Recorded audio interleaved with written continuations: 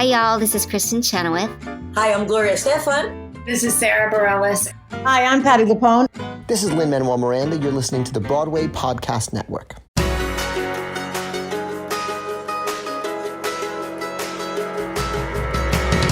Hey everyone, welcome back to the Theater Podcast, intimate personal conversations with the industry's biggest names.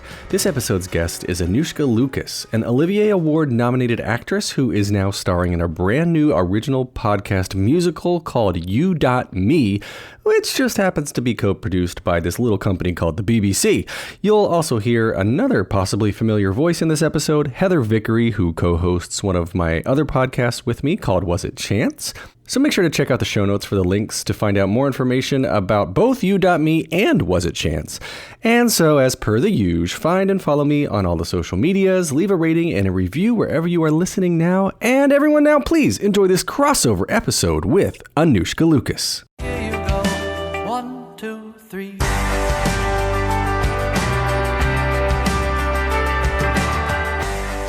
Hey everyone, welcome to a very, very special crossover episode of the Theater Podcast and Was It Chance? How you doing, Heather?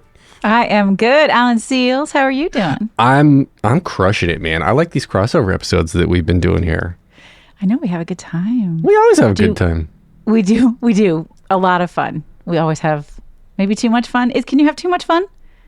Well, as long as you get your job done. No? Then no. Yes? No? Maybe? Okay. Anyway, speaking of getting the job done, I'm excited. Can you tell us? I'm excited can you tell for us today's who's here? guest. All right. Today's guest is a singer, songwriter, musical theater composer, and actor, having starred in West End productions including Oklahoma and Jesus Christ Superstar. Also a super smarty. She began composing music at the age of 14, has a degree in Russian and Italian from Oxford University, and to date has been nominated for an Olivier Award, an Evening Standard Award, and a Black British Theatre Award. But wait, there's more! She was the recipient of the Best Writer Award in the 2023 Stage Debut Awards. Among other films, you can also see her in Murder on the Orient Express, and now starting on, they say it this way in Britain, in 21st February, can be heard in a brand new original musical podcast called You.Me, the complete musical. Anoushka Lucas, holy cow, welcome to the podcast. Thank you so much. Hello, I'm delighted to be on this podcast and 2 podcasts and 3 podcasts. It's very joyful. Thank you so much. It's a very odd thing about being on a podcast or being interviewed. You often hear your CV read back to you and you're like, yeah. That person's cool. I want to know her. Wait, that's me. Wait, we need ignorant translation, or maybe I'm just the ignorant person. Whenever we use words like lift, that means elevator, and CV, that means resume. No, I don't. Lots of people say CV. No, I know. I know. I'm used to that. I worked with Americans for 1.5 years on Oklahoma, so I have had to do some translating. Thank you for translating on my behalf. CV means what? We do not think you need Alan to translate for you. What cracked me up is his attempt at having a British accent as he was reading. I hope it comes back. I enjoyed your your pronunciation of Oxford University. Oxford, he did. Oxford. My dad used to call it. So my teenage daughters would do. When I was there, my dad would send me letters addressed to Hogwarts, so I think, yes, it's difficult to say in a casual manner as it holds so much. I'm going to politely say history. People always put a funny voice on it, even when it's naturally an English accent. What, Oxford or Hogwarts?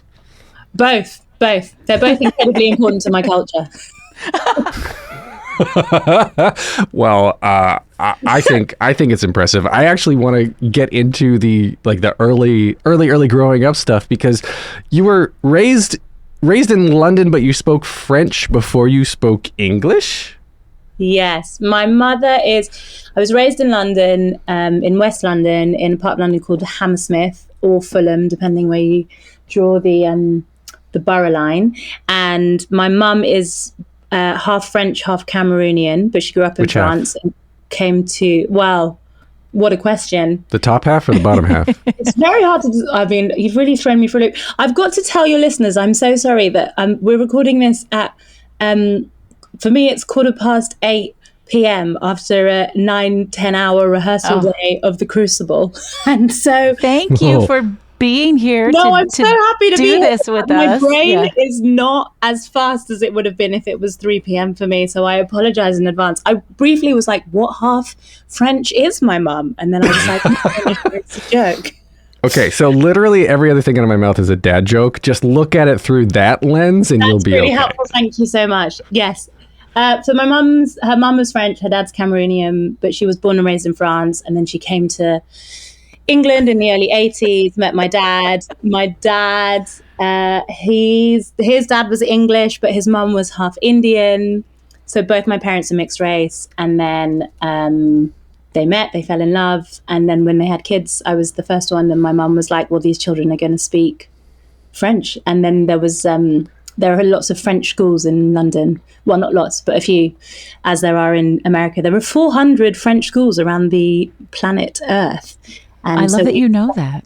Yeah, I mean, you get sent like a lot of propaganda when you're at a French lycée across the world because they're like, this is the best school in the world. And you're like, is it? Have you seen Hogwarts?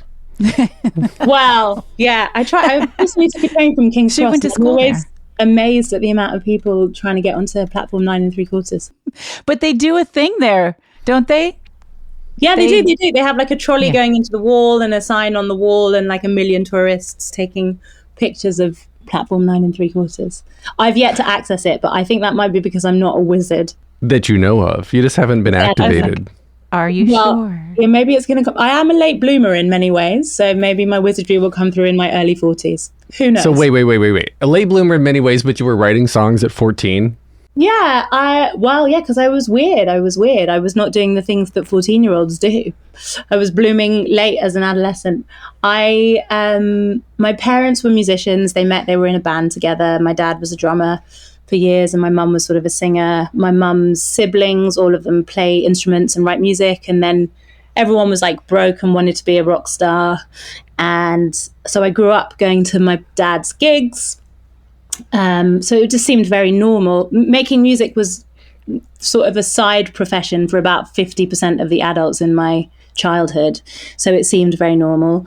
And then I started piano lessons when I was 7. And then my dad, there's that joke about the eldest daughter is her dad's favorite son. And I think my dad just sort of took it upon himself to educate me about songwriting. So we were listening to like Randy Newman and Little Feat and like Jimi Hendrix and That's I mean, my awesome. mum was like more into like Prince and Lauryn Hill and Cameo but there was just constantly music all the time. And then we got a piano and I really took to the piano. And I also grew up in a very small apartment and there were 5 of us in 2 bedrooms. And so the piano very early on became a place where I knew that if I sat there and I played music, people would leave me alone. And it was incredibly hard to have any sort of private space in my family home. So the piano became like my sanctuary. And it continues to be in any room that I'm in, even the rooms I'm rehearsing the Crucible in at the moment, there's a piano in the corner. And this can sound very pretentious, but it's a real sort of calming nervous system thing that I like wait till the end of the day until everyone leaves. And then I know I can play the piano and I feel most myself when I play the piano. So it was very organic that I started writing songs when I was 14. So what kind of songs were you writing though? Were you writing like rock songs? I mean, like the artists you named off are not musical theater artists. No. I mean, we watched musical. It's a very sad story, but my dad's mum died when he was 8 in 1958. And his only real memory of her is of her taking him to the pictures. And she loved MGM musicals. And my dad is otherwise like quite a cool, arty, like always has like a cigarette in his hand and wants you to listen to Jimi Hendrix, and is also quite like emotionally he's not someone to like lead with his emotions. And I guess the only time that I would see him as a child be vulnerable was when we would watch musicals and he would cry. And I was really struck by the fact that my dad cried if we watched Dumbo or if we watched Guys and Dolls or if we watched Singing in the Rain. And then he'd talk about his mom. And so they were always they're very revered in my household, which is quite, the UK has an incredibly different relationship with musical theatre than America does. There's far less reverence for it. And it's also not an art form that we really cultivate or understand. And I think a lot of the best British musicals are sort of outliers and doing something quite strange because we don't really know how to make a traditional American musical. But yeah, no, I mean, by the time I was 14, I was listening to like Carole King, Joni Mitchell, Amy Winehouse, Fiona Apple, and I was like, that's what I want to do. And my songs were like oddly sort of musical theatre inflected, narrative, jazzy piano ballads, really.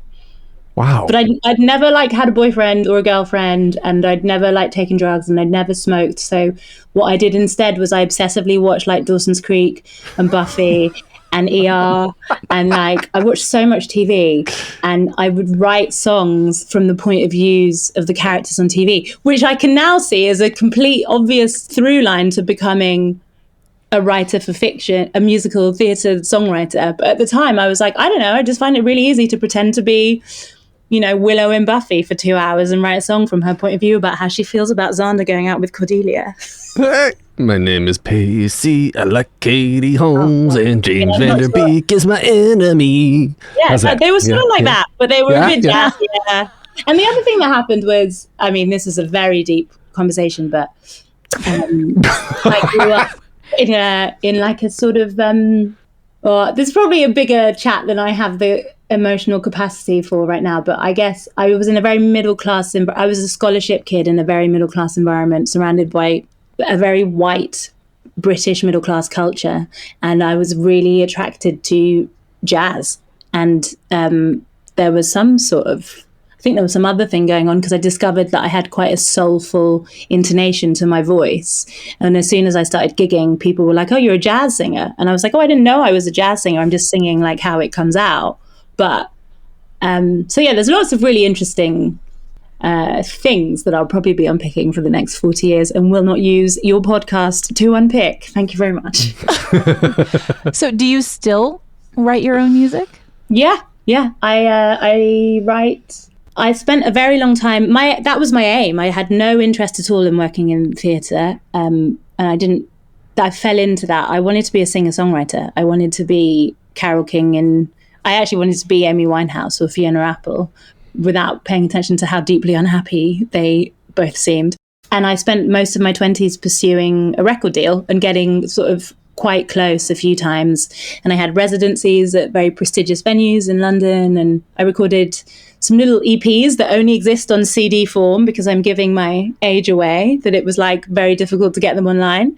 And then I released an album in 2019, but then at the end, it took so long to release the album and was so expensive and so complex. And by that point, I was quite deep into making theatre on the side. And I had quite a big shift in my mentality where I was like, I don't think I want to keep...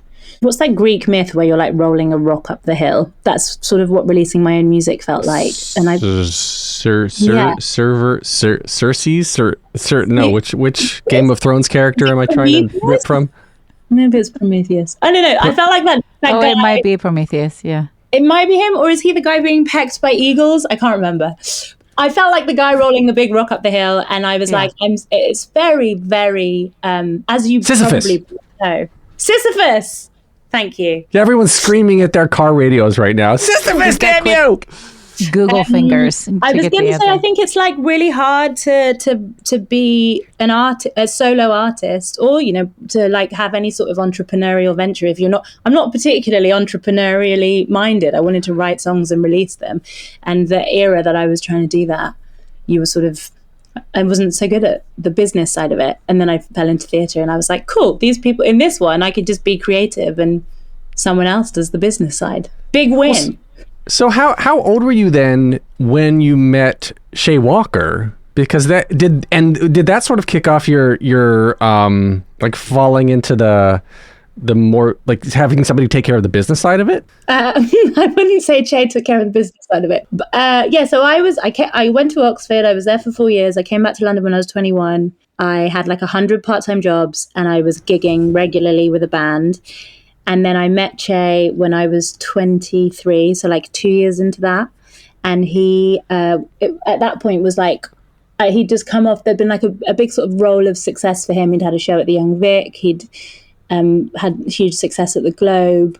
He was like 20 years older than me, and he was sort of a big deal, but I had absolutely no idea who he was because I didn't go to the theatre. I wasn't, I didn't do drama at university. I didn't do drama at school. I just wasn't interested in it. I was like, I'm a musician.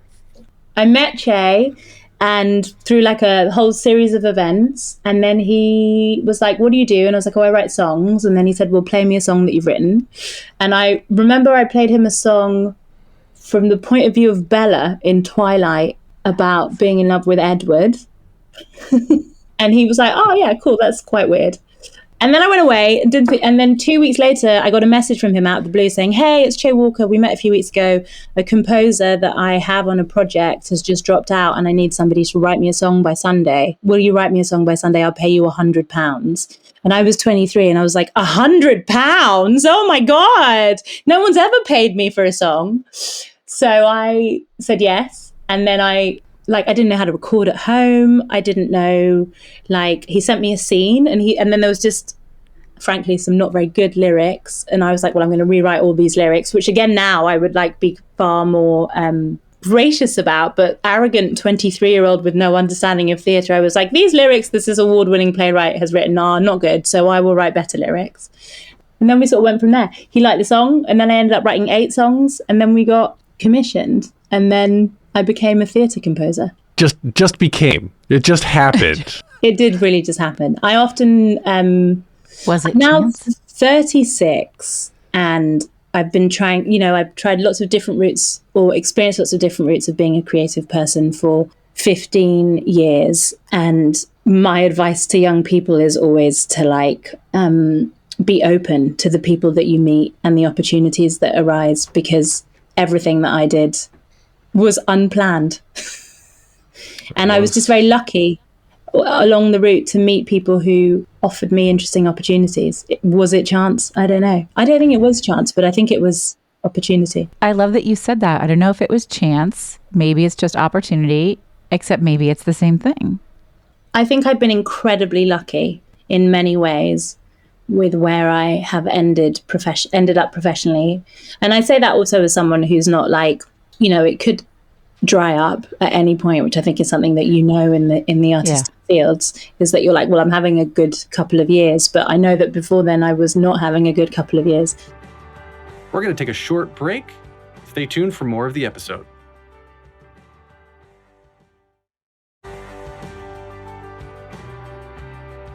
And I've been really lucky, and I really recognize that.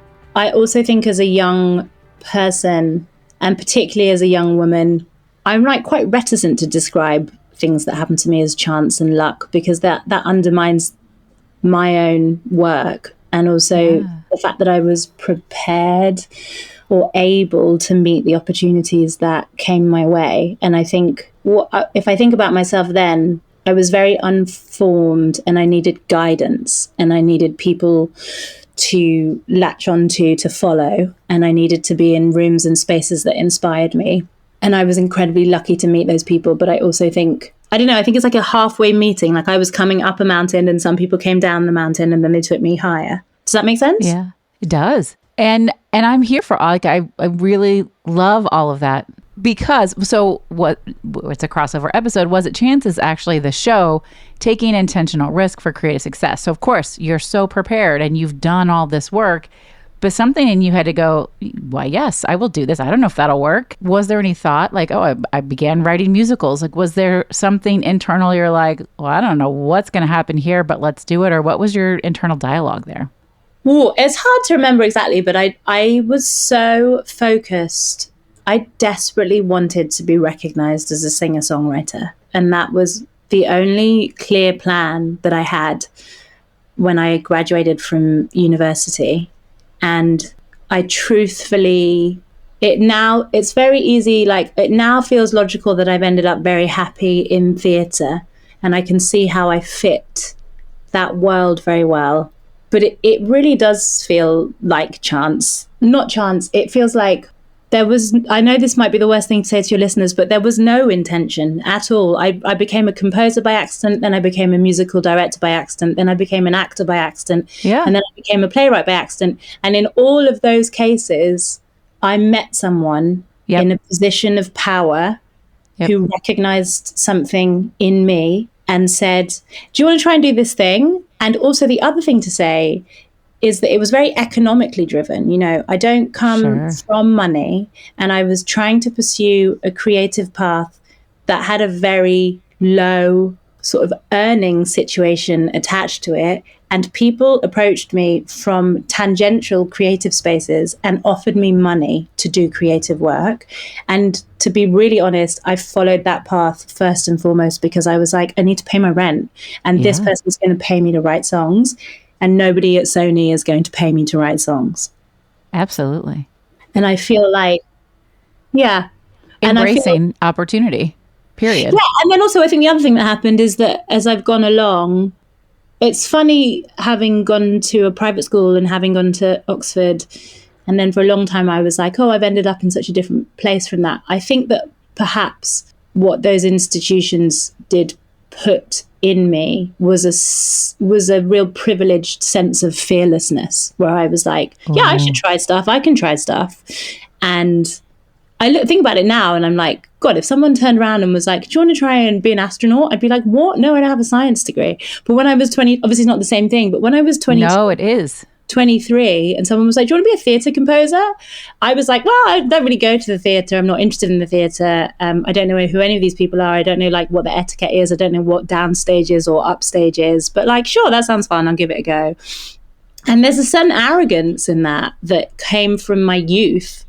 But then what's funny is that I've had that sort of experience occur to me multiple times. And what I've learned from it is like, if somebody offers you an opportunity to do something that they, from their position of knowledge and authority, believe that you can do, even if you are not sure that you can do it, if you trust them professionally and think that they are good at their jobs, say yes.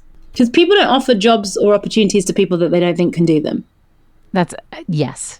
Okay, so earlier you said that you fell into things by accident and it wasn't really intentional, but there has to have been some aspect of all of this where you were intentionally wanting to take chances, wanting to move forward and intentionally not wanting to say no. Yeah, I just wanted to work. I wanted to be in creative spaces, and I wanted, the real motivator for me has always been and will always be relationships. You know, I have always been platonically, professionally, romantically attracted to interesting, creative people and places. And every time I met someone who was like creatively stimulating to me, I followed them. And all of the best work that I have done, whether it's with Che or with my my director of my play, Jess Edwards, or with Lynette Linton at the Bush, or on Oklahoma on stage, like the core of my interest in things is always the people that I am going to be making something with.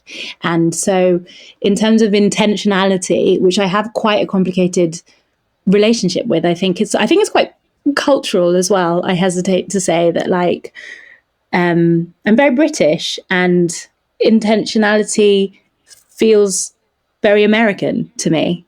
And the truth is that, like, I had ambitions, but I really wouldn't describe myself as intentional until I hit about 30. Like nothing in the intentional as in like I'm gonna have an idea and follow it, or intentional as in, well, yeah, I guess that's it. So like intentional as in, here's what I want to do with my career, here's what I want to do with my life, and here are the goals I've set out, rather than just taking things as they come. Yeah, I think I didn't have the power, the economic privilege, or the understanding to be intentional until I was 30. And I think that the only thing that I had was an openness to trying things that I didn't know much about. But I was very motivated by being able to make money. And I also genuinely, like, never meant to be a musical theatre composer, never meant to be an actor, never meant to be a playwright, and discovered a talent for these things through other people suggesting to me that that might be something I'm good at. And I think that goes all the way back to being a little brown girl in an all white space and like waiting to be told what you are supposed to do.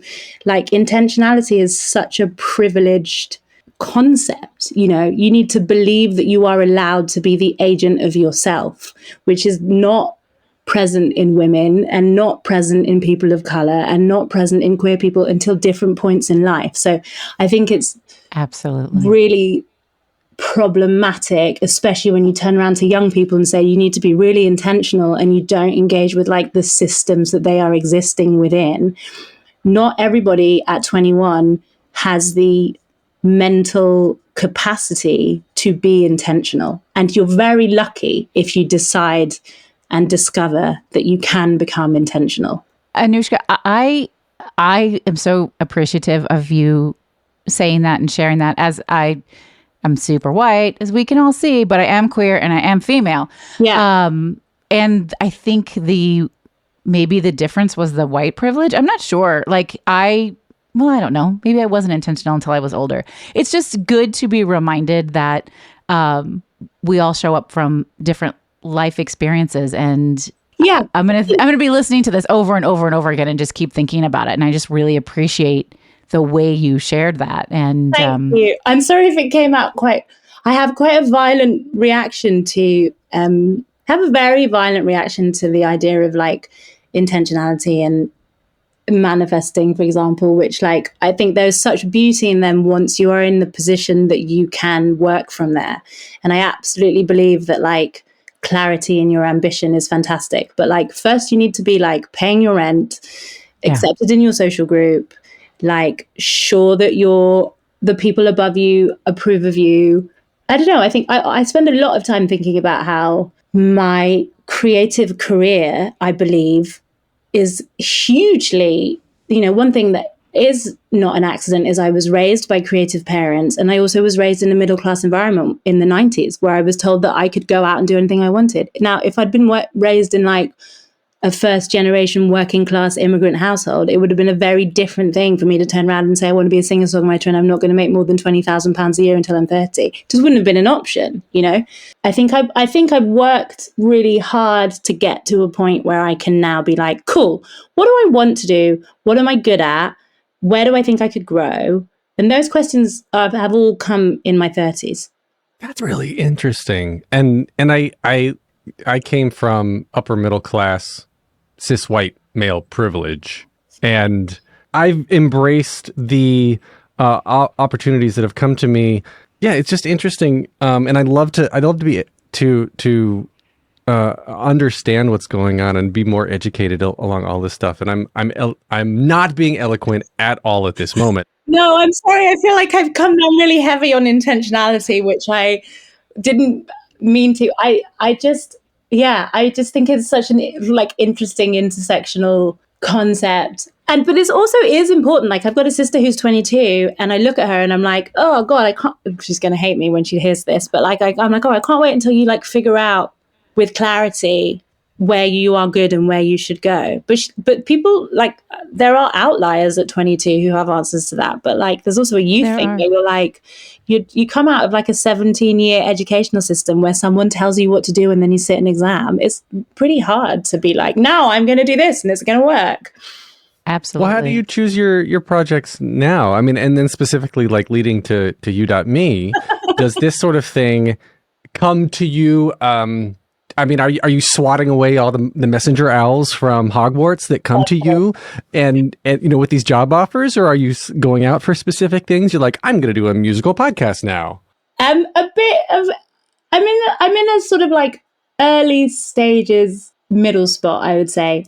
I mean, I'm auditioning and so U.me is really specific because U.me happened in the pandemic and I was supposed to be doing a play at the National Theatre that was supposed to start auditions on January 2021. And then we went into our second lockdown and it was unclear if and when we were ever going to get out of lockdown and if the theatres were ever going to open. And an audition for a radio musical came in and they were like, this is going to happen regardless of whether or not we're in lockdown.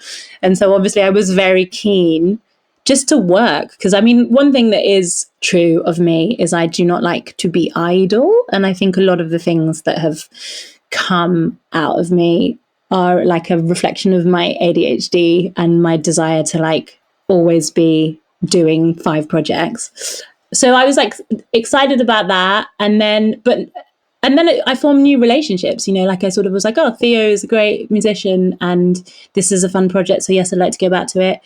The reality of everything else is I'm definitely still auditioning for things, but now I guess the caliber of things I get invited to audition for is very satisfying and tasty. Whereas a few years ago, I wasn't in certain rooms. Now I'm comfortably in those rooms. And the other thing is because I write plays and music, I have like quite a reasonable sense of security is a dangerous word to use, but like I know that there's interest in the work that I generate. And so I'm like, worst case scenario, I could always put on a gig or write a monologue and do that. And I guess overall, I'm just really interested in balancing everything. Like I hate doing one thing for longer than 3 months. So I'll act in something and then I want to write something and then I want to be with my band. And then I also want to balance musical theatre with straight theatre because I don't know what it's like in America, but in the UK, you can get stuck doing only musicals and then nobody will audition you for a play. And I really like doing plays and I really like doing musicals. And that feels like quite a fine line to tread.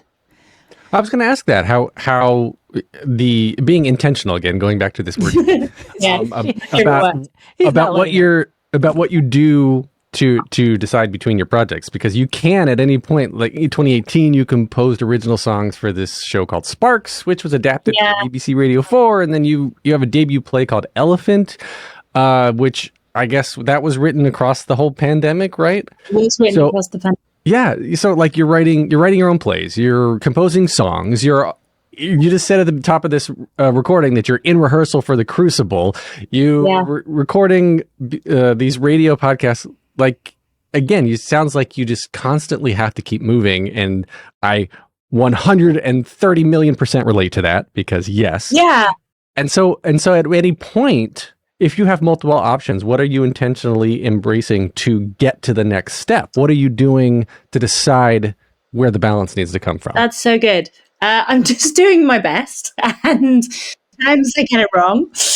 Yeah, I guess in terms of going back to our favorite word, intentionality, my main intention actually now and for the last year or two has been like, how do I keep all of the plates spinning?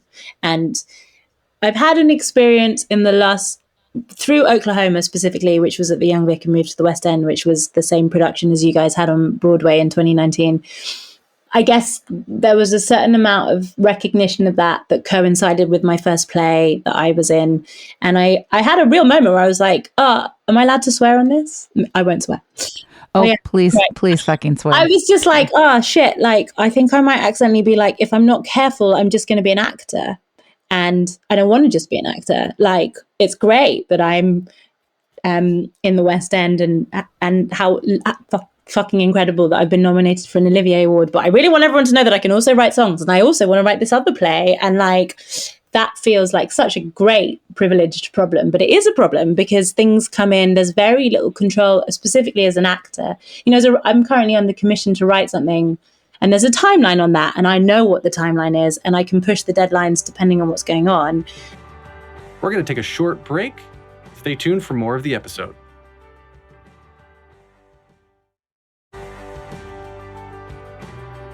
As an actor, a tape can come in on Thursday that's a job that's like, oh my God, I would love to do this job and I'm going to have to reschedule the next 6 weeks of my life if I get it.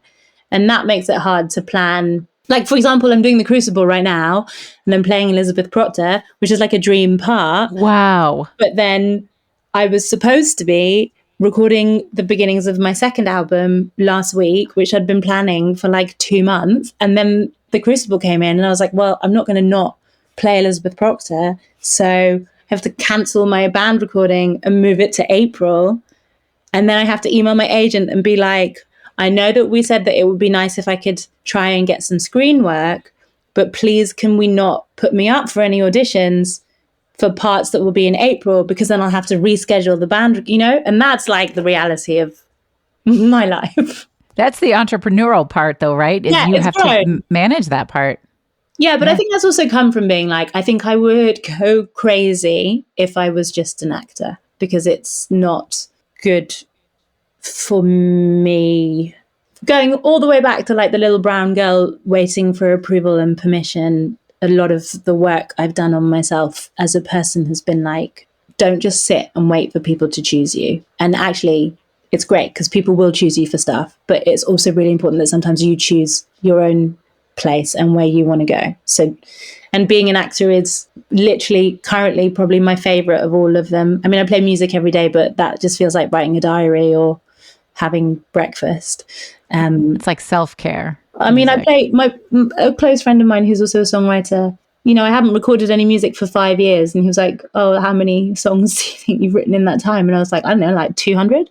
And he was like, what are you doing with them? And I was like, I just write them. I feel grumpy. And then I write a song about feeling grumpy. And then I feel lustful. And then I write a song about feeling lustful. And then I feel, you know, it's very, it's for me, really. That doesn't feel like, there's about 10 songs out of those 200, which I think are like, oh, I could put that out and that would be nice. My girlfriend only gets joke songs from me and is very like grumpy about me not writing serious ones. Yeah, it's a whole, there's lots of little songs, but I sort of, I've been writing songs 22 years. They come out very naturally and quickly. Anoushka, we have a little thing we do on this show when we have singers come in. You've now spent the last 41 minutes with Alan, who I love like a brother. Yes. But the thing is that sometimes we just want to say, shut the fuck up, Alan. Just shut the fuck up, Alan.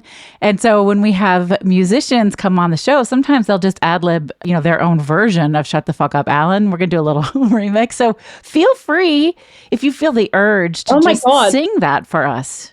Oh my God. Like, shut the fuck up, Alan. Like that. Alan. It's a British Alan. That's amazing.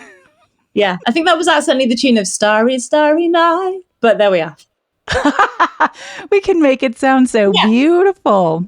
It's one of my favorite things. In the UK, when how many production companies are there? And I've traveled a lot of places and not admittedly into the UK very much, but it seems to me like it is kind of BBC or nothing. And A, is that correct? But B, okay, there's other stuff, right? Because you hear about, BBC One, BBC Two, BBC Three, BBC Four. That's because it's the one that the BBC is state funded. We all pay for it. And it's exported all around the world because it's like the face of the UK. But we have a lot of private companies here that just operate here. Okay. So that kind of leads into my next question, though, because You Don't Mean the Complete Musical, tons of BBC overlap, right? So again, for us ignorant Americans, sort of the involvement of the BBC, is that like, okay, yeah, we expect that, or holy crap, the BBC is involved. But then the music itself is performed by the BBC Philharmonic Orchestra. And from what I've heard of it, the little clips I've heard so far, are like, it's such a beautiful, everything about it is beautiful and it's performed so well. You know, they recorded the first one, Everybody in Isolation. So the BBC Philharmonic Orchestra was each individual player recording in their house. No way. Yeah, and then mixed and produced by Steve Levine, and I think with some help from somebody else and Theo Jameson. But like, yeah, it was wild because it was peak lockdown. You could not get an orchestra into a room. Pre or post Andrew Lloyd Webber saying, screw you, I'm opening my show. Pre.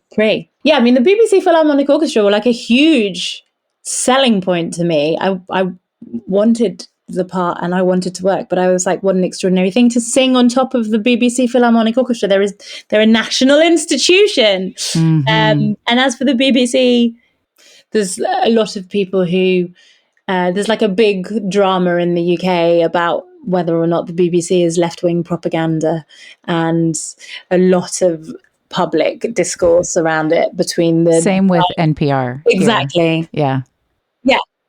But you know, if it is left-wing propaganda, I'm here for it. And it is It's just, you grow up watching the BBC, listening to the BBC.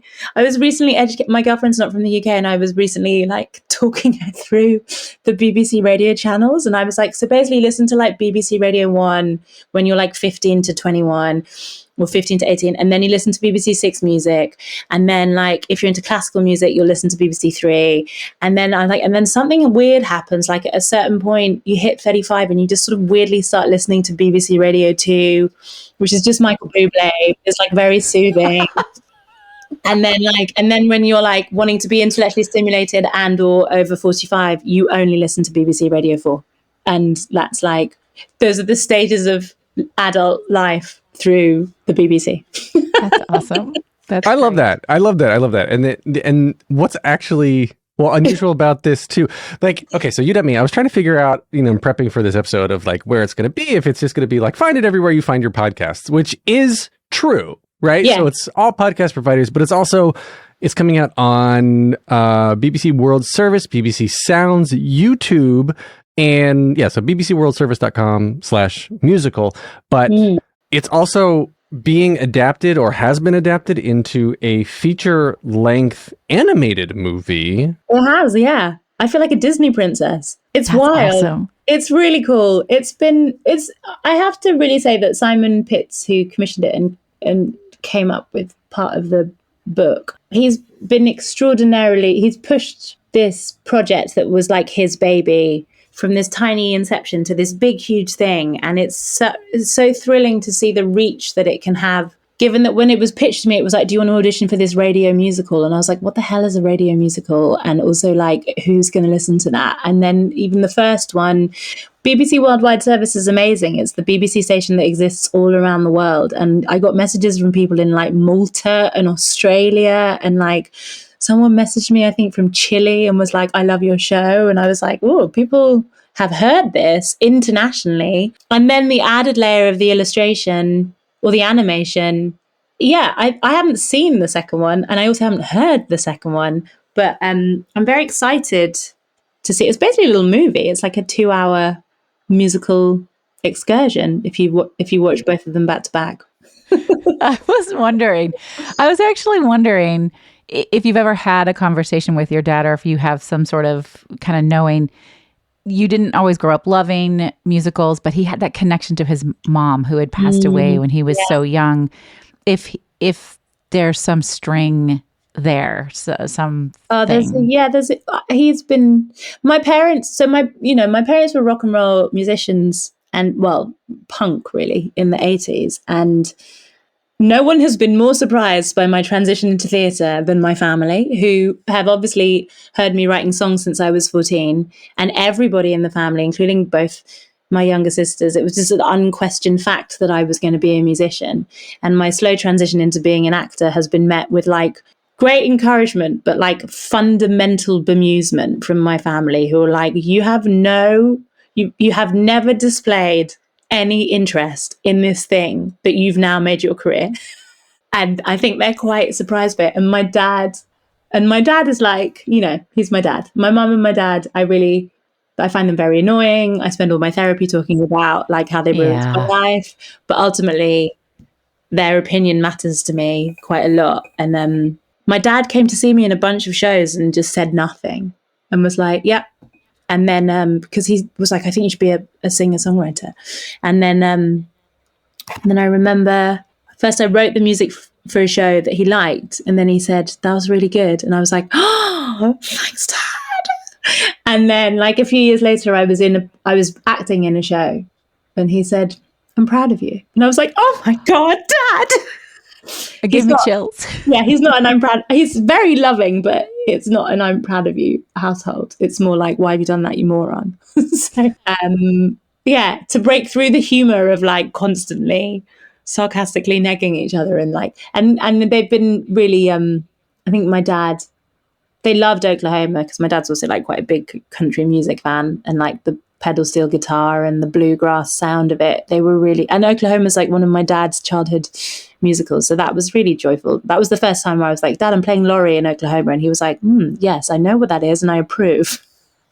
I have heard of said musical, and Yes, I approve.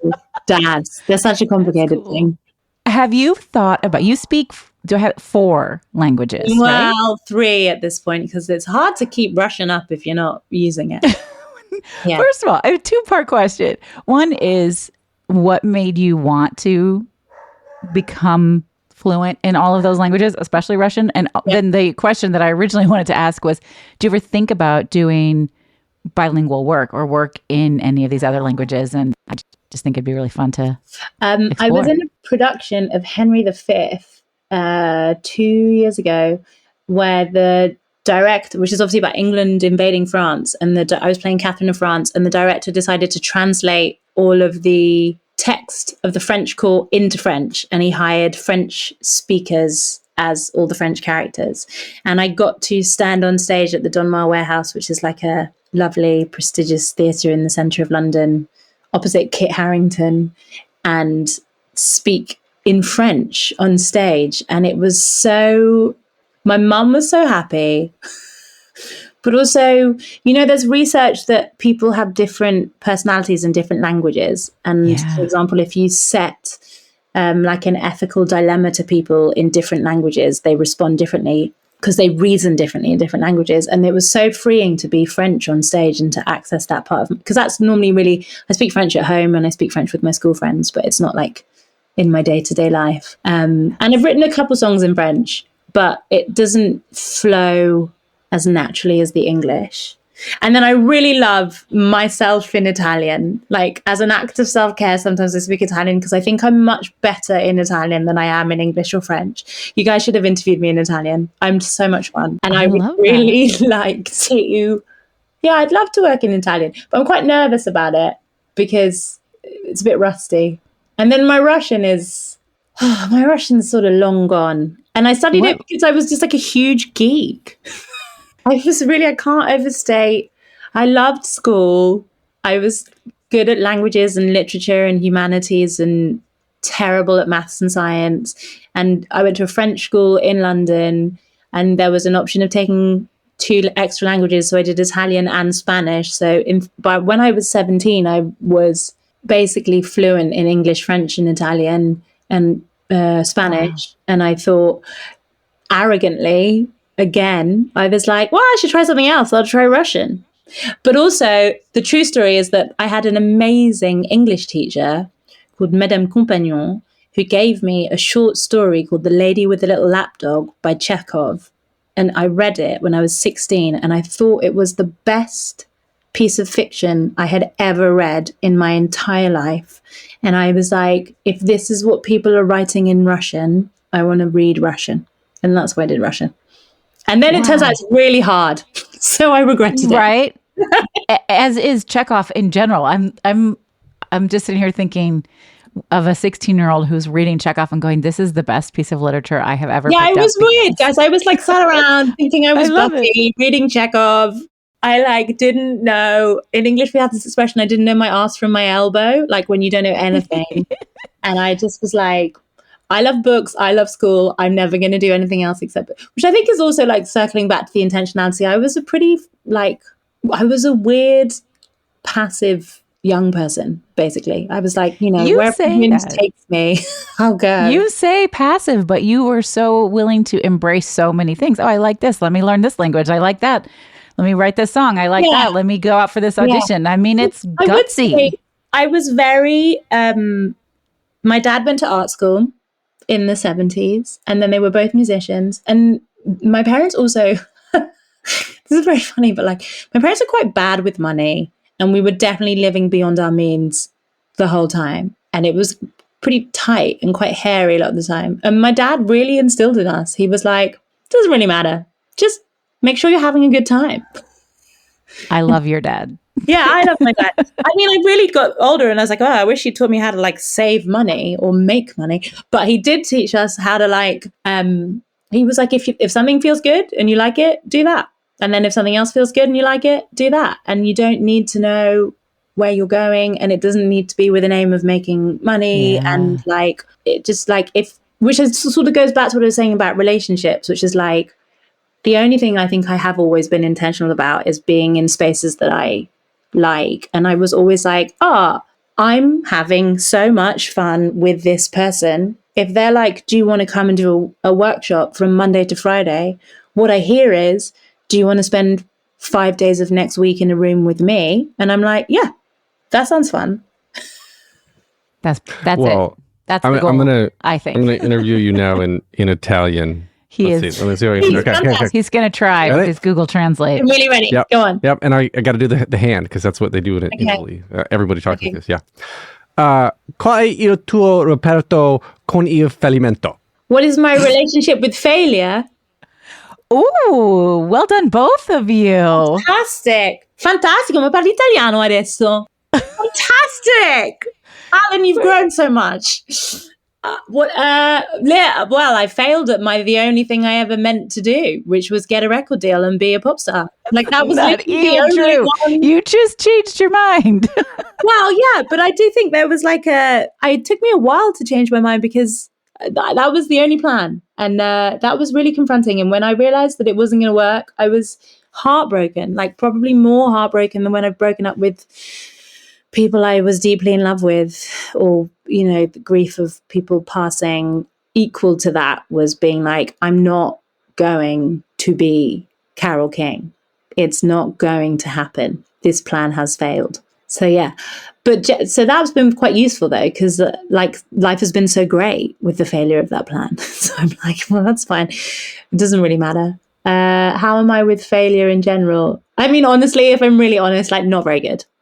I am a classic, straight A student, baby Oxford graduate who's like, I must be the best, and find failure very confronting and difficult. Largely don't accept it. I normally I'm also a Capricorn, so I will keep going way beyond. People will be like, you should give up on this. And I'll be like, I think it's just not.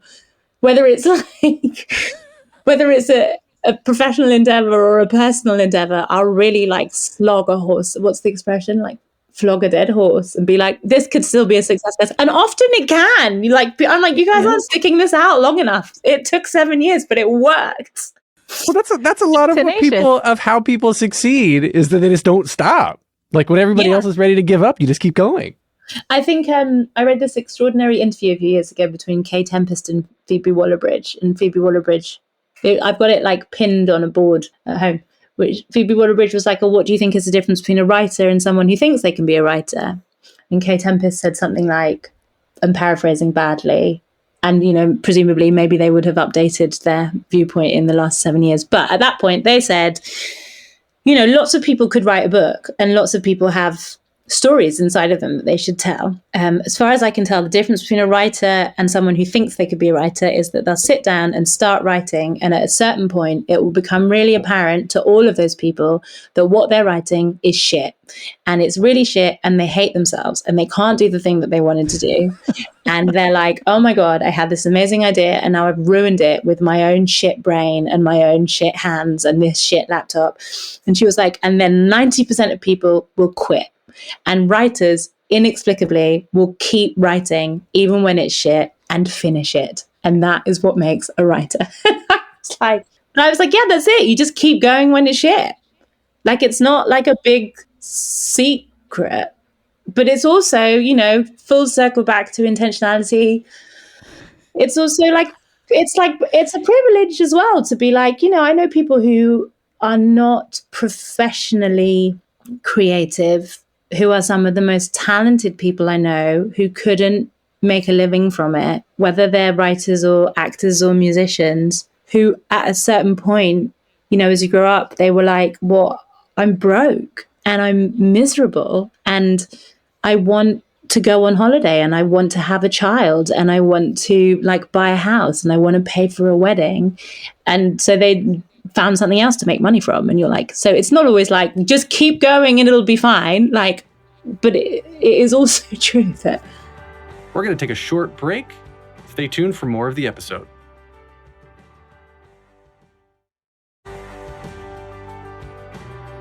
I remember, this is the last thing I'll say. I had a music manager when I was 24, and she said this thing to me that always stuck in my brain, where she was like, just keep going, Anoushka, because it's basically the secret to the creative success is perseverance. And I was like, yeah, I know, everyone says you should keep going. And she was like, no, it's like maths. And she's like, because the longer you go, two things will become true. The longer you go, the more other people will drop out and the better you will become at what you are doing. So eventually you will be in competition with fewer people and you will be really good at what you're doing. I like that. Yeah, it's really good. And it's proven to be true, you know? So that's cool. That's very cool. That's very cool. Okay. So there are 3 questions that on my solo podcast I ask to wrap up every episode. The first one, just very simply, is what motivates you? Honestly, I'm going to say joy. Like, I find creative processes deeply intellectually. They're like the only thing that are simultaneously intellectually and emotionally satisfying.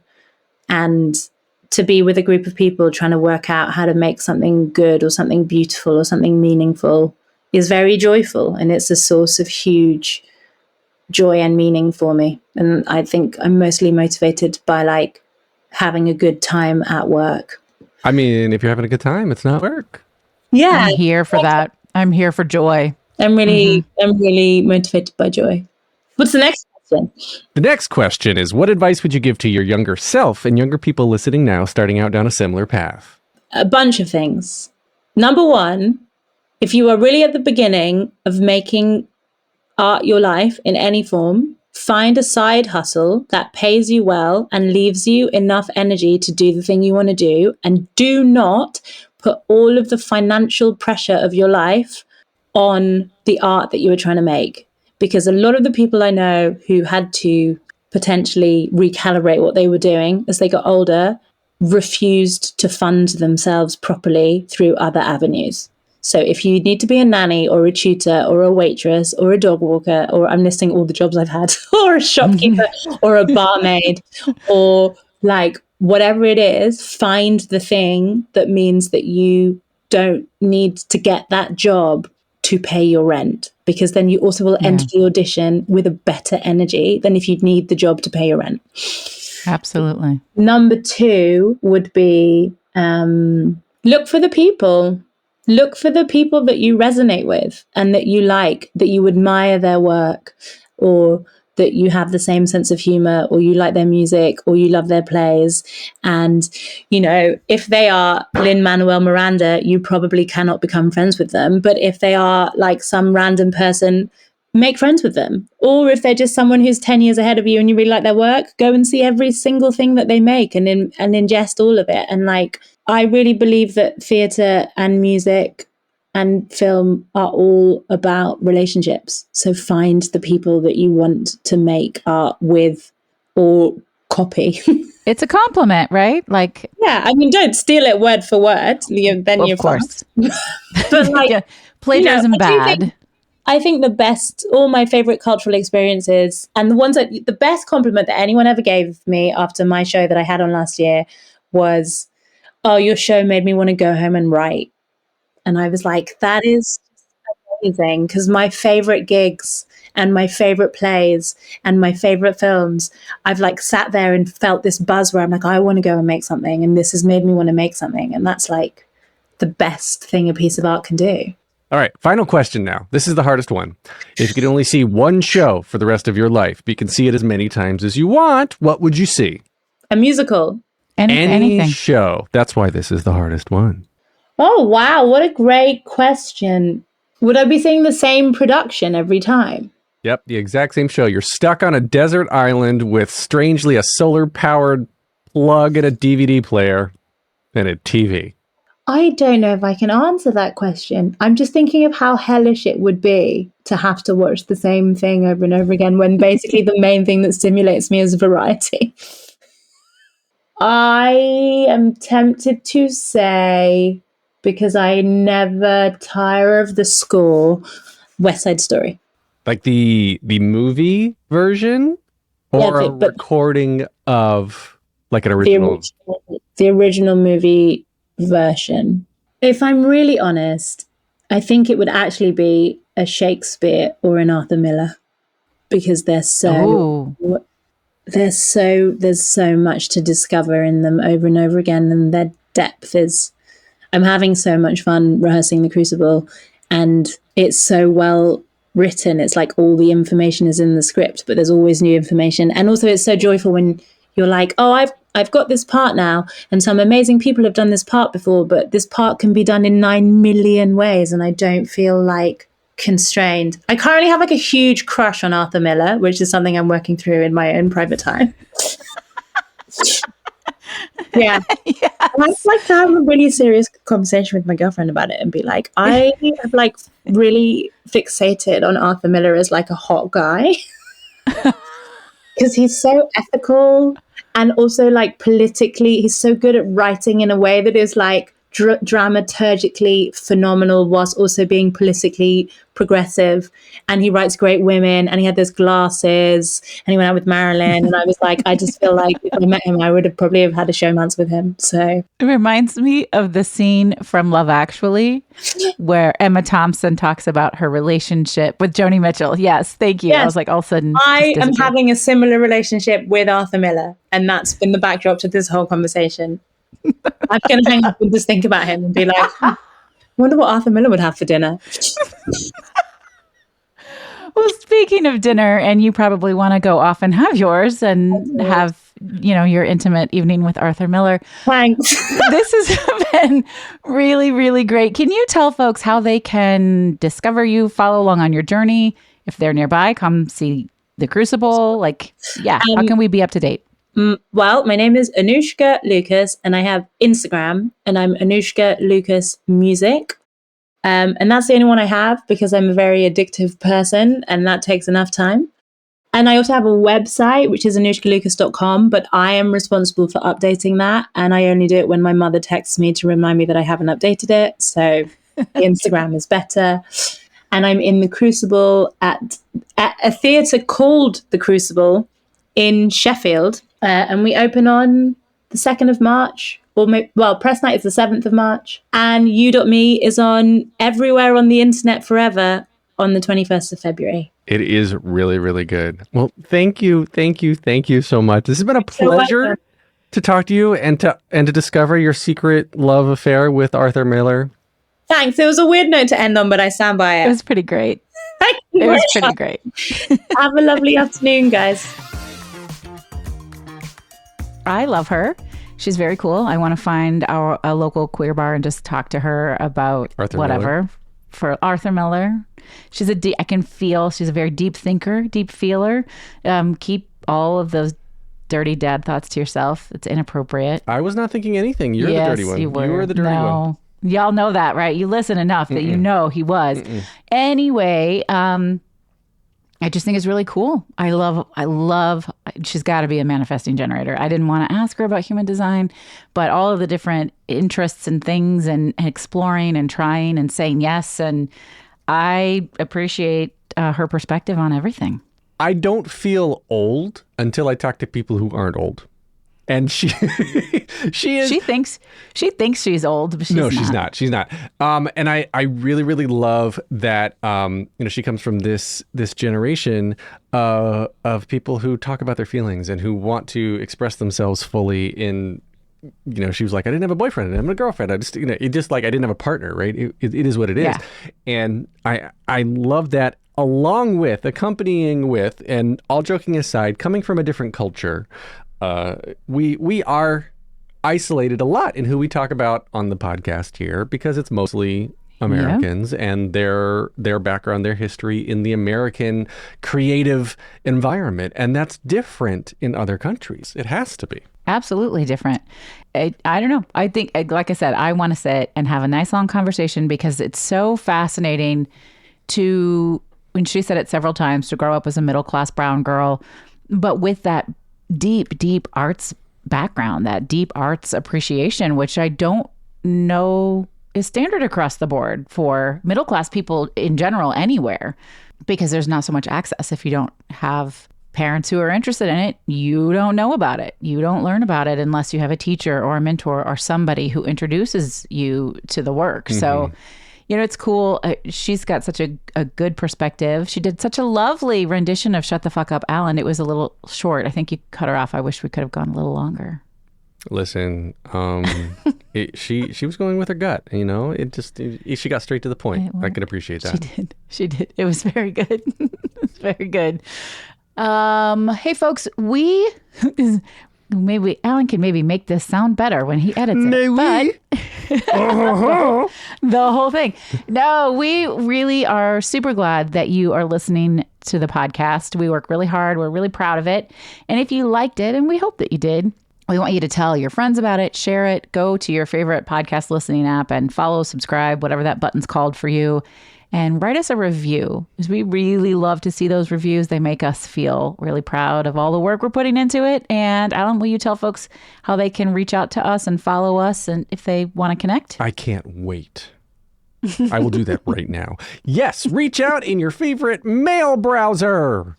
Was it chance at Gmail? No, it's the podcast. Was it chance podcast?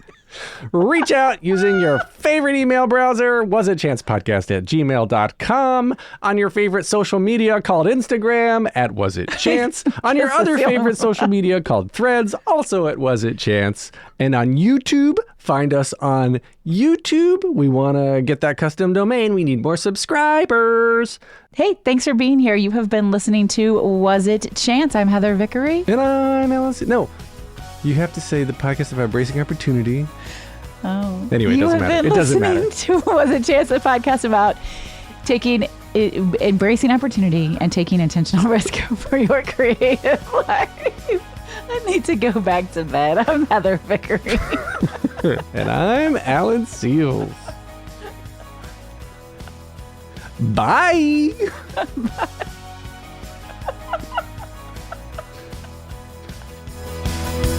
Take a deep breath, make the world a little colorful.